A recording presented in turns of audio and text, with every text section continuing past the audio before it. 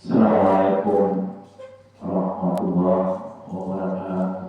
Waalaikumsalam warahmatullahi wabarakatuh. Alhamdulillah. Nahmaduhu wa nasta'inuhu wa nastaghfiruh wa na'udzu billahi min shururi anfusina wa min sayyiati a'malina. May yahdihillahu fala mudilla lahu wa may yudlil fala hadiya lahu. Asyhadu an la ilaha illallah wahdahu la syarika lahu wa asyhadu anna Muhammadan abduhu wa rasuluh. Allahumma shalli ala Muhammad wa ala alihi wa sahbihi. Jamaah salat subuh yang diberkati Allah Subhanahu wa taala. Pengajian kemuhammadiyaan kita lanjut dengan paket ideologi. Jemaah, secara sistematika ada 3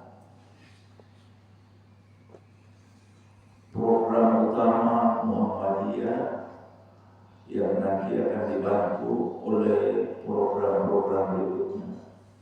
3 itu, pertama, tauhid yang murni. Yang kedua, tajdid, pembaharuan.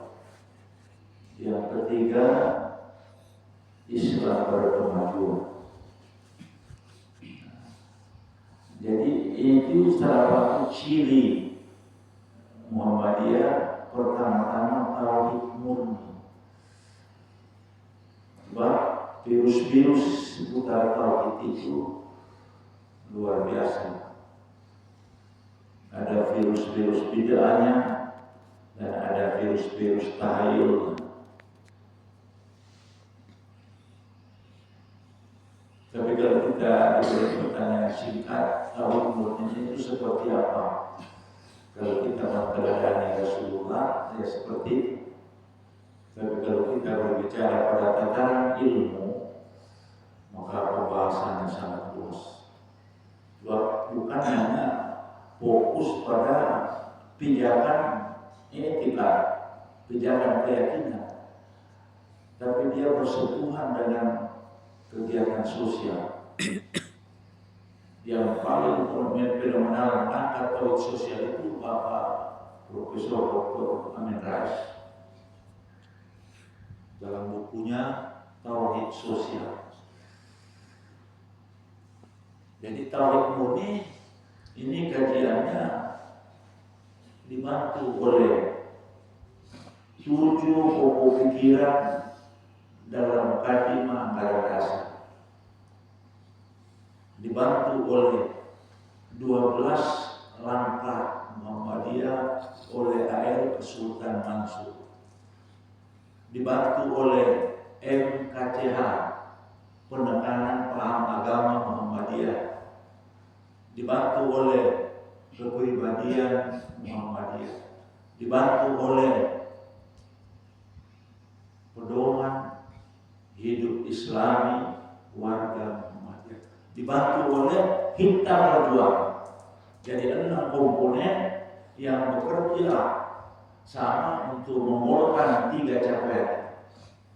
Capaian tauhid murni, capaian tajdid, dan capaian Islam berkemajuan.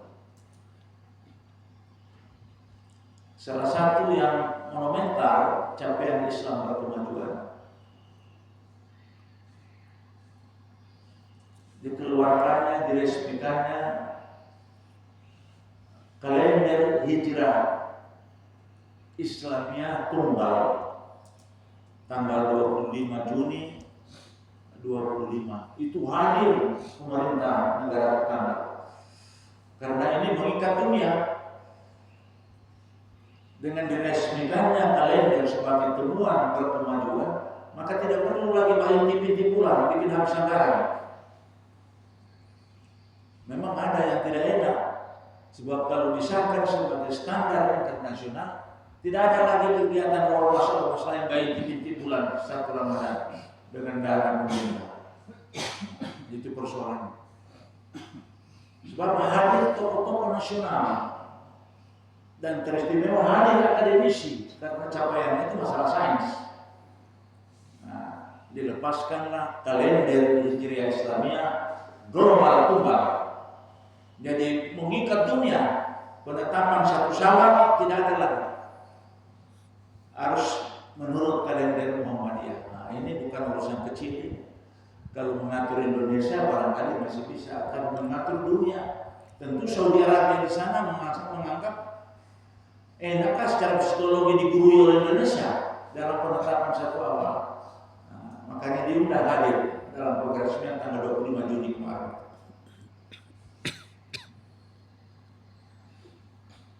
Kenapa? Sebab persoalannya kalau tidak ditetapkan itu menjadi bibit-bibit perpecahan. Dan utamanya yang lebih ratu lagi kalau settingannya dan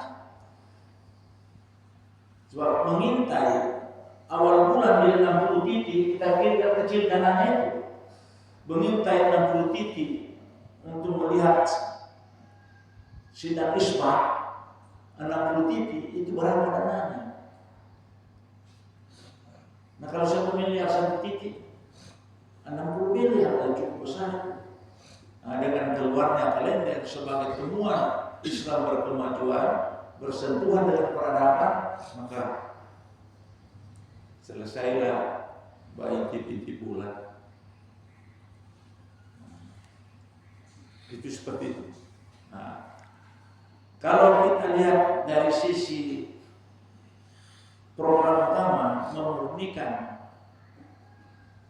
tauhid, pertama-tama yang memberikan penjelasan rinci adalah Muqaddimah Anggaran Dasar Muhammadiyah.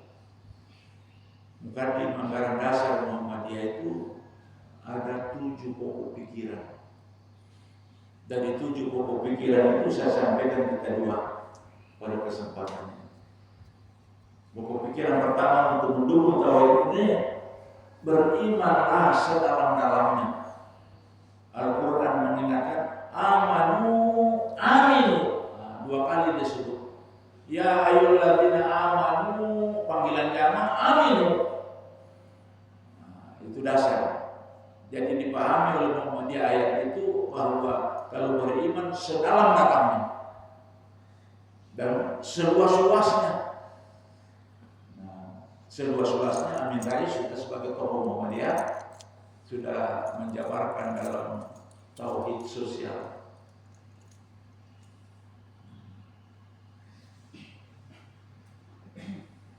Sebab persoalannya mohon maaf, bertauhid itu tidak cukup meyakinkan bahwa ada Tuhan, itu tidak cukup.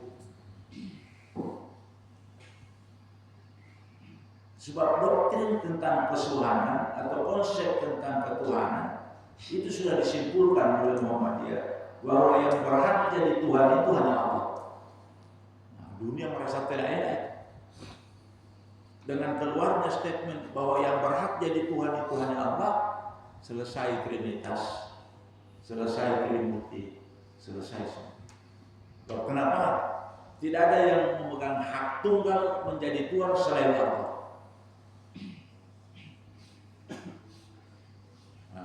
Tinggal perluasan, masukkan sedalam-dalamnya siapa Allah itu. Nah, sudah penjabaran sangat luas. Tidak cukup asyhadu an la ilaha illallah, tidak cukup. Nah, ini baru statement. Tapi untuk substansi konkretnya siapa yang kau tunjuk? At-tahiyatu lillah, siapa itu? Jadi kajian ketauhidan itu.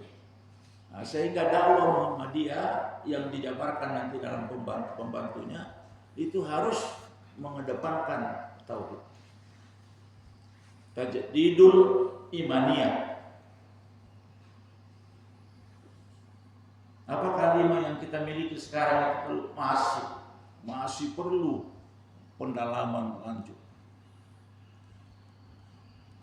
Tapi hati-hati terpeleset. Sebab ada paham wahdatul wujud. Ketika Wali Songo ketua memanggil wali yang 9, Siti Jenar, maka Siti Jenar bilang begini, tidak ada Siti Jenar di sini, yang ada cuma Tuhan. Pulalah yang disuruh panggil, sampaikan kepada ketua wali Sunan Kalijogo. Dia bilang tidak ada Siti Jenar di sana, cuma Tuhan. Kalijogo bilang, panggil itu Tuhan. Tiba di sana dia bilang tidak ada lagi Tuhan, tinggal Siti Jenar. Nah, ini 9 wali ini sudah melenceng. Ini apa nih? Responnya Siti Jenar itu sudah membuka peluang wahdatul wujud. Menganggap dia sudah menyatu dengan Tuhan. Akhirnya Kalijogo bilang, panggil Siti Jenar, panggil Tuhan, baru dia tinggal.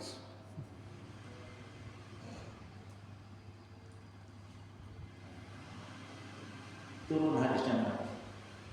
Harapan nafsahu, harapan isengnya lemu, nami selipam.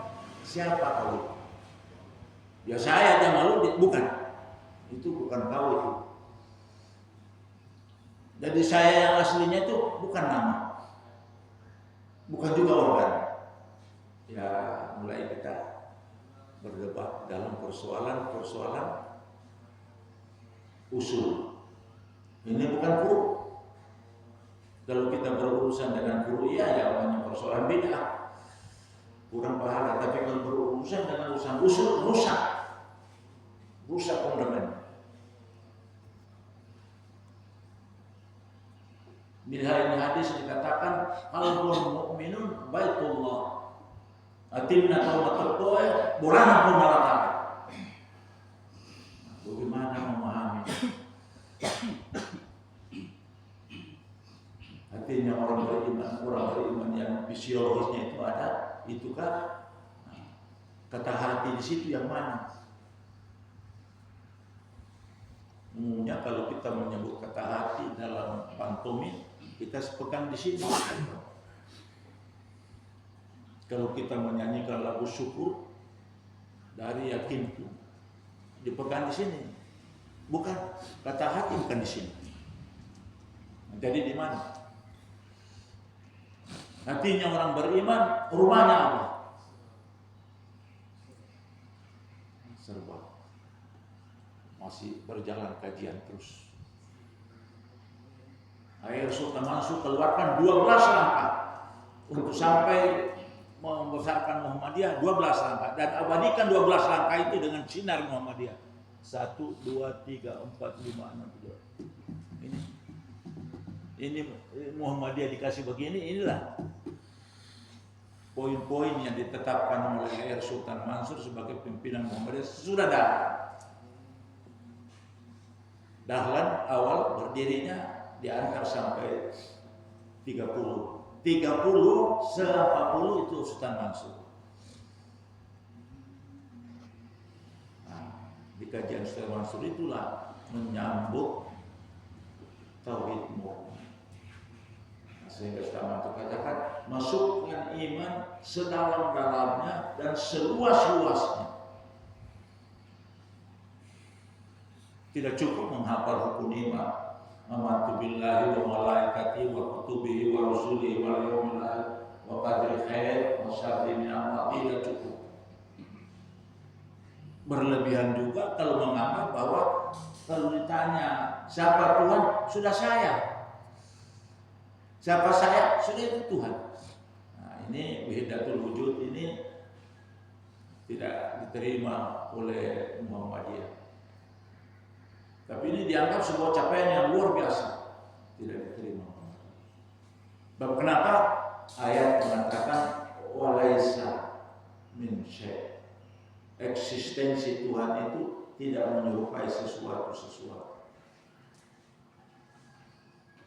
Tapi kalau kita lihat sejarah dari Siti Jenar sebagai Wali Songo, memang luar biasa. Rumahnya itu di dalam pintu gerbang itu air mancur di muka. Bagaimana dia bisa keluar tidak basah? Jadi ada keajaiban-keajaiban tersendiri. Tapi tidak menjadi sugesti untuk menggolkan supaya dibenarkan oleh Muhammadiyah tidak. Bagaimana dengan wali bidu di Sulawesi Selatan? Sama juga. Malah saya bertanya sama saudara Irwan sana. Itulah Sinran itu masa wali bidu tidak pakai baju Bapak.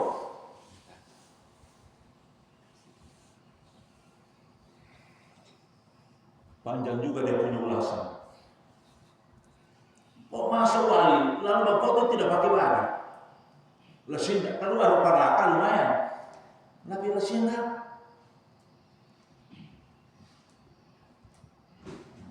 Saya tidak paham, dia bilang pemborani. Iya, tapi kalau aturan itu harus pakai baju. Coba lihat Imam Lapel, bapaknya bajunya. Anda guru tak baju, anda guru tak modal. Ustaz tua apa? Lesinda wali itu tidak pakai baju. Itu hati-hati kita. Sebab memang ada keajaiban seperti Siti Jenat di Wali Songo. Nah, itu seputar akidah itu. Dan yang paling halus kata Nabi, inni ahatu minallah asyirkun syabir. Sebagai virusnya tauhid itu adalah syirik. Tapi Nabi bilang, saya paling takuti bukan asyirkun kabir, tapi asyirkun kecil. Bukan syirik besar, tetapi syirik yang paling kecil. Sahabat mengundang tanya, ya Rasulullah, ma huwa syirkun syagir? Nabi mengatakan, asyirkun syagirun ar-riya'u. Masya Allah. Kalau kita barangkali pergi minta-minta di kuburan, insya Allah tidak. Pergi membuat sesajen, insya Allah tidak. Tapi kalau kita riak, ini yang tidak ada jalan. Ternyata riak itu menduakan Tuhan. Kalau kata syirkun itu berarti ada sekutu. Nah, ini persoalannya rumit. Satu saat saya masuk di masjid yang Masjid Hasmati, berkatalah satu orang di samping saya, ini pelapornya Pak, ini sudah saya sampaikan kepada Tamir sekian, tapi belum cukup, rusak ya. Dia mulai bangga-banggakan dia punya jasa. Sebenarnya saya tidak pernah bayangkan ke situ, dia bilang ini pelapor Pak belum cukup. Ini kena ria ya. Mau dikenal. Padahal ajaran agama kalau kananmu yang memberi, jangan kasih tahu katakan kirimu. Termasuk yang kita terlalu banyak sudut tahajud malam sehingga kita di sini, lalu setiap ada orang diangkat begini kepala. Itu ria. Dan ada beberapa ustaz memang bukan cuma sedikit, hitam semua ini. Jadi setiap padahal bagusnya serbanya, begitu masuk di masjid diangkat begini. Saya bilang tidak ada sepotong pun hadis, sepotong pun ayat yang memberikan indikasi siapa yang hitam jidatnya masuk surga, tidak ada. Andai kata kau terampil mempelajari Nabi tidak hitam jidat. Abu Bakar, Umar, Utsman, Ali, Abu Hurairah, Musa, tidak ada yang jidatnya. Sebab kalau masjidnya tidak pakai karpet, lalu malas tamirnya basah, saya jamin setengah tahun kau salat di situ hitam tidak. Sebab aku sentuh dengan barang keras, tapi tidak ada indikasi itu.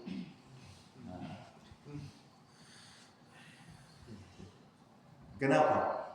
Berarti ada unsur dia. Ada unsur dia. Unsur dia syirik. Nabi mengatakan ini yang paling saya takut. Ada benar. Kalau asyirkul kabir, insya Allah tidak. Walaupun masih ada satu dua. lebih rinci lagi akidah kita dibawa buka oleh kasus Sumatera. Prabowo tidak angkat menjadi bencana nasional. Anies Baswedan membentuk Partai Persatuan Rakyat. Salah satu program utamanya minta supaya presiden mendesak presiden untuk angkat menjadi bencana nasional. Tidak diangkat. Aceh 2004 diangkat sebagai bencana nasional. Tetapi Sumatera ini tidak diangkat. Ada apa? Tidak ada anggaran negara? Allah. Nah, lupalah kita. Satu ustaz menjawab, memang Pak, Aceh itu diuji. 2004 diuji dengan tsunami. Kemarin diuji lagi dengan banjir, hujan. Tumpukan kayu-kayu gelondongan, tumpukan manusia, tumpukan rumah. DPR Komisi 2 mengatakan jangan sampai ada rakyat mengambil kayu-kayu, sebab itu nilai ekonominya ada. Itu kayu bukan hanyut dengan akarnya, tapi hanyut dengan tanda-tanda yang sudah dikelola oleh manusia. Oke lah, sementara dalam persoalan, tapi ada paling menarik.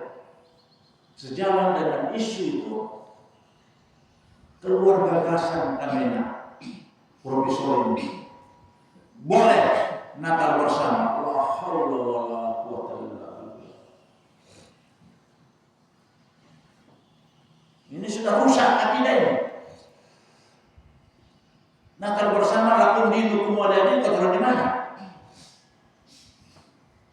Ini kalau keluar dari Menteri Sosial, ya memang kita bilang ya itu agama. Ini keluar dari Menteri Agama yang embel-embel akademinya profesor.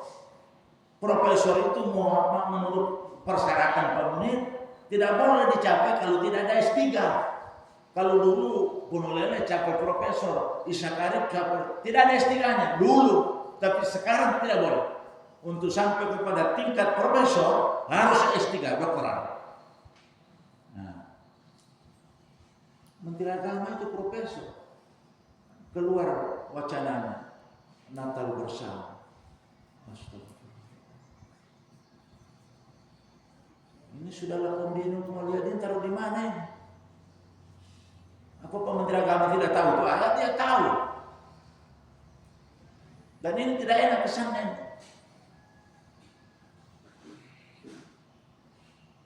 Dan satu-satunya kader saya yang melawan dengan panjang lebar penuturannya Amiruddin, guru di Untat.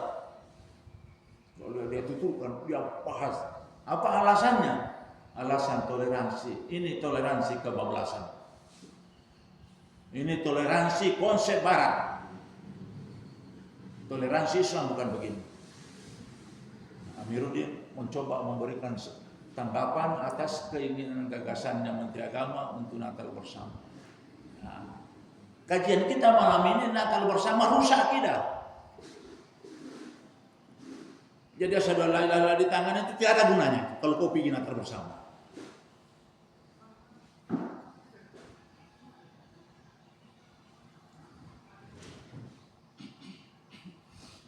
Setiap sore di BK pendeta datang menjenguk pasien-pasien. Pasien di BK itu bukan Kristen semua. Ada Islam dan orang buruh itu karena ada dokternya yang spesialis itu ahli sekali yang tidak dimiliki oleh data. Tapi apa?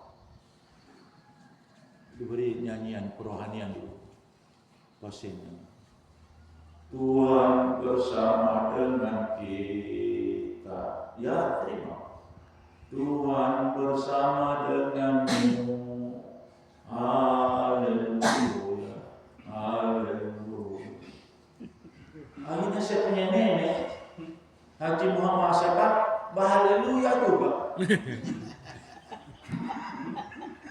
Jadi pulang dari rumah sakit dia tanya, apa artinya haleluya? Bapak menyanyi di BK itu waktu saya dirawat. Menyanyi kita, menyanyi. Benar. Haleluya itu bahasa Arabnya alhamdulillah. Bahasa Ibraninya haleluya. Bahasa Indonesianya puji Tuhan. Makel mana nas tahu makel toka. Rusak. Coba itu bukan itu sebenarnya bagaimana tekniknya itu memahami celah, ada celah masuk situ dia. Pasien kasih tidak tahu apa-apa. Keluar itu satunya ini. Makelo kena sekian ke rumah sakit. Maka pendeta pimpin. Kelona. Haleluya. Rusak punya akidah itu nih rusak. Itu nasuis orang maco mana teh. Apakah semua kita menyanyi. Nah itu coba masuk di sela-sela itu.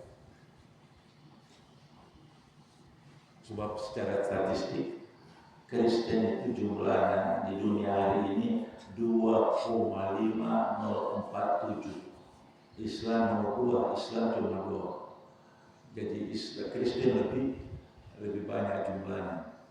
Tapi perkembangan seterusnya nanti tidak menutup kemungkinan Islam yang di atas. Untuk data statistik itu mereka perkecil kemungkinannya lepas. Dia buatlah menghalalkan semua cara. Menghalalkan semua cara ini yang paling berbahaya. Akhirnya itu yang diungkap oleh ayat Sultan Mansur di dalam mukadimah anggaran dasar 7 poin, 5 nanti belakangan. Nah, yang berikutnya didukung oleh sesudah mukadimah didukung oleh MKCH.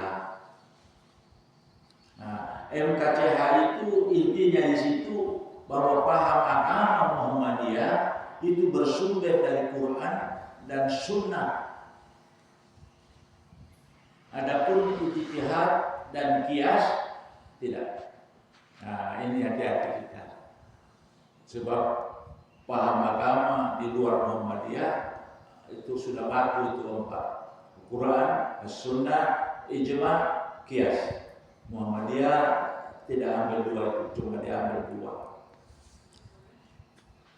Artinya apa? Muhammadiyah tidak mendominasi satu mazhab. 4 mazhab Sunni itu Muhammadiyah tidak ada dia ikuti, tapi pendapat-pendapatnya dalam mengambil ijtihad diminta dibaca Imam Abu Hanifah, dibaca Imam Syafi'i, dibaca Malik, dibaca Imam Hambal. Tapi tidak a priori bahwa ikuti aliran Hanafi. Tidak. Untuk mengamankan diri bahwa Islam itu tidak identik dengan 4 mazhab Sunni. Di luar mazhab Sunni ada juga mazhab Syiah. Mazhab Syiah itu juga luar biasa, yang namanya Ja'far As-Siddiq itu gurunya juga Sunni. Nah, jadi kelihatan rumit persoalan. Nah, jadi Muhammadiyah memahami Islam itu pertama ibadah, akidah, yang kedua akhlak, yang ketiga ibadah, yang keempat muamalah. Itu penjabarannya Muhammadiyah bahwa Islam yang dipahami itu ada bagian akidahnya, ada bagian akhlaknya, ada bagian ibadahnya, dan ada bagian muamalahnya. Nah, muamalahnya itu interaksi secara sosial. Nah, itu yang dimuat MKCH untuk mendukung 3 pilar tadi itu. Dan MKCH itu disitulah letaknya paham Muhammadiyah secara agama, dan 5-nya itu merupakan cita-cita. Kemana mau dibawa Muhammadiyah? Baldatun, Thayyibatun, wa Rabbun Ghafur. Pertengahan ketatanegaraan. Bolehkah syariat Islam dijalankan sebagai hukum positif di negara RI? Kalau saya ceramahkan ditangkap oleh saya. Yusri Samahendra mengatakan disisipkan saja, jangan tentara dia diresmikan secara positif. Ruh-ruhnya hukum-hukum positif itu kita masuki secara Islam, kata Pak Yusuf Isa Mahendra. Jadi kalau di Jakarta yang ribut dengan gagasan Menteri Agama itu Pak Yusuf sebagai pakar tata negara.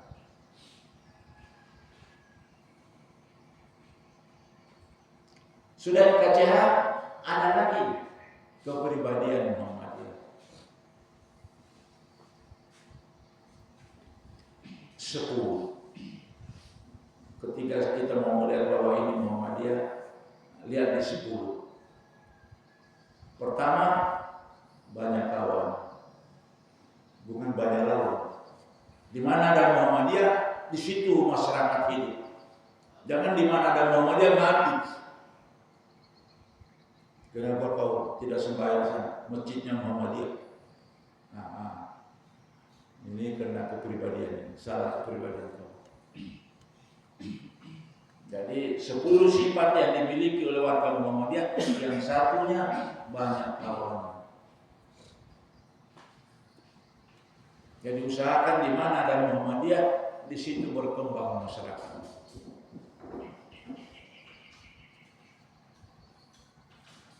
Jangan nanti kenapa dia tidak sembahyang di sini, bukan Muhammadiyah.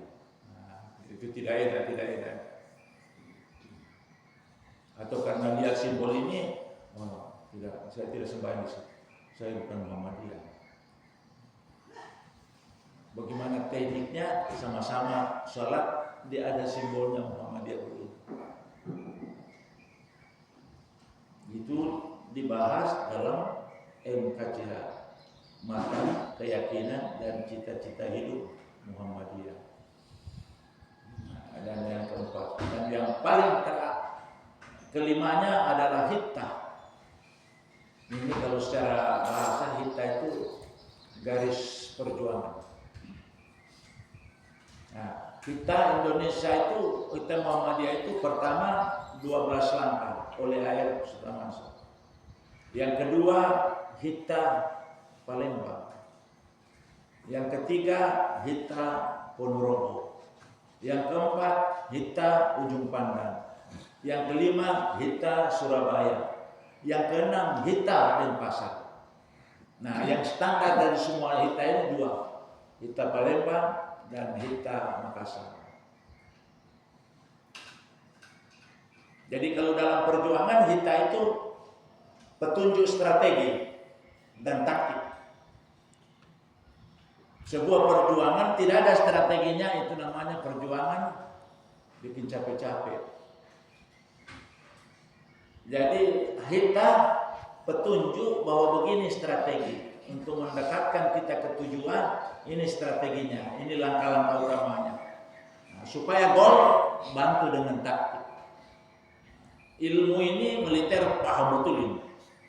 Setiap anggota militer paham betul itu apa itu strategi dan apa itu taktik.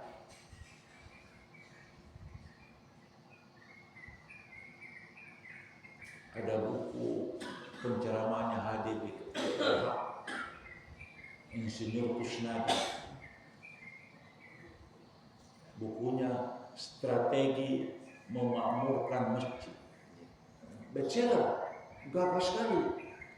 Padahal dia bukan ustaz. Strategi Memakmurkan Masjid itu bestseller. Bagaimana? Ada kemungkinannya siapa ini yang perancang Masjid Agung dari Untar? Anak muda. Ada kemungkinannya strategi memakmurkan masjid itu dicapai oleh pembangunan masjid Baitul Khairah Sulawesi Tengah. Banyak sekali tempat-tempat di dalam kantor-kantor. Jadi tidak lagi nanti waktu salat kita ketemu di seperti masjidnya kita ini. Setiap hari kita ketemu di sana. Tapi ada ruangan khusus. Di sini ruangan ini, di sini ruangan ini, di sini ruangan ini, di sini ruangan ini. Sehingga UAS waktu diundang ceramah sempat dia terfokus kaligrafi yang diukir di atas. Seolah-olah dia mau bilang, siapa desainernya? Saya baru satu kali saya lihat. Siapa perancangnya? Barangkali siapa yang kasih tahu saya? Anak muda, Pak, anak muda. Saya lihat struktur masjidnya mengundang kita untuk hadir terus setiap hari. Nah, dalam rangka strategi memanfaatkan masjid. Sebab Istiqlal itu di lantai 1 itu kegiatan bisnis di situ. Istiqlal itu masjid terbesar keempat di dunia. Supaya kita tahu. 1, 2 itu Makkah, Madinah, dan masjidnya Maroko. Nah, keempatnya itu Istiqlal. Andai kata duluan selesai ini Baitul Hairat, masuk dia. Kalau bukan urutan 5, urutan 6. Nah, itu teknik dicantumkan di dalam kitab sebagai garis strategi dan taktik perjuangan. Berjuang tidak ada taktik dan tidak ada strategi, itu berjuang kecapaian. Strategi program utama mendekati tujuan, taktik program utama mendekati